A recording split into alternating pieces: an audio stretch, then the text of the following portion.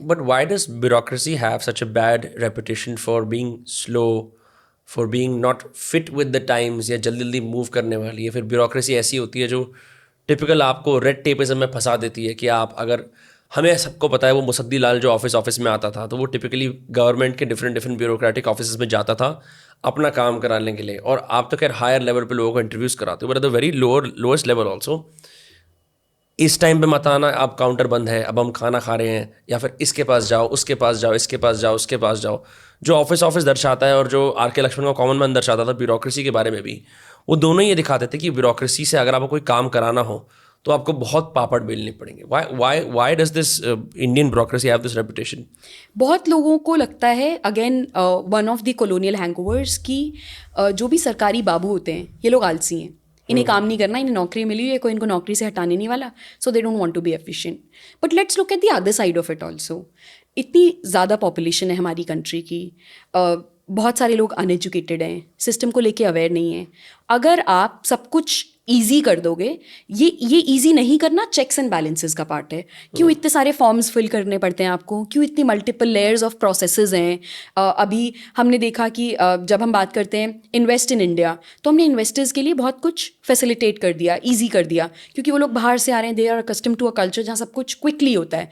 लेकिन वो हर चीज़ में कर पाना क्यों पॉसिबल नहीं है? लेट्स से अगर हम ये ओके, आप पासपोर्ट है, पासपोर्ट के केस में हम लोग तत्काल पासपोर्ट भी ऑफर करते हैं और हम एक नॉर्मल सर्विस भी ऑफर करते हैं. तत्काल के लिए you have to be high paying individual. But let's say अगर हम सभी को फास्ट डिलीवरी ऑफ पासपोर्ट करने लग जाएं, लेकिन हम उनका बैकग्राउंड चेक नहीं कराएं अच्छे से, तो उसके भी कॉन्सिक्वेंसेज हैं. तो ये स्लो होना केवल इसलिए नहीं है कि लोग आलसी हैं, ये स्लो होना इसलिए क्योंकि सिस्टम ऐसा डिज़ाइन किया गया है ताकि उसमें चेक्स एंड बैलेंसेस का मैकेनिज्म हो. Also let me tell you that the number of bureaucrats in India is very less as compare to other countries. So I am not able to recall the right data right now, but it is very less. So you see one person doing all of this. अब कहीं ना कहीं हम भी ये बोलते हैं कि जो वैकेंसीज हैं वो ज़्यादा होनी चाहिए.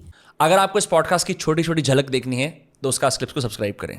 और ज़्यादा ऑफिसर्स की ज़रूरत है, मतलब एक इंसान 10-10 लोगों का काम कर रहा है, तो ये चैलेंजेस हैं. अब nobody talks about all those challenges. I am not denying the fact that due to this colonial mindset people associate government jobs with an easy kind of job. But is it true now in a scenario where everything is changing so fast, in a scenario where you have social media, where you have RTI, where you can report the issue directly to PMO, where you can make a video and send it across? तो ऐसे time में ऐसा नहीं है bureaucracy is not under pressure, they are also under pressure to perform.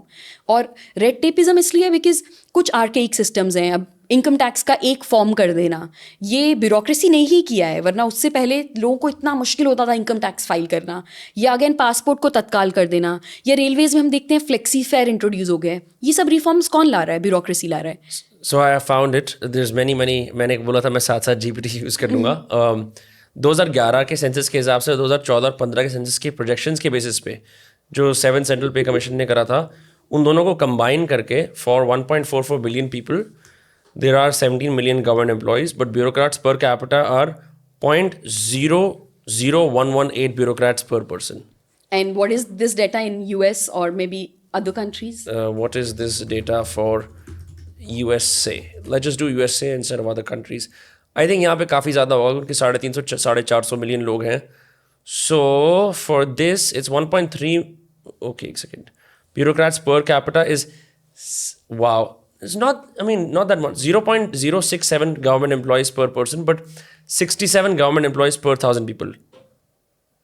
But we also have to understand कि जब हम US की बात करते हैं तो they are not as new as we are, so their systems are in place better. तो अब जो ह्यूमन इंटरेक्शन है, या the idea of having a person to do a job, उनके केस में कम हो गया. टेक्नोलॉजी ने उसका प्लेस ले लिया है, सिस्टम्स ने उसका प्लेस ले लिया है. We are a very new country in that context, so we have to understand that also कि अगर देखा जाए तो एक्चुअली 1991 के बाद ही we have been able to liberalise, और बहुत सारे अलग चैलेंजेस और दुनिया से एक्चुअल एक्सपोजर तो हमारा तभी हो पाया आफ्टर दीज LPG रिफॉर्म्स. तो जो हमारे ब्यूरोक्रेट्स हैं, ऐसा नहीं है they are not doing things, they are also doing things, but we also have to acknowledge the fact that we are relatively new as a country.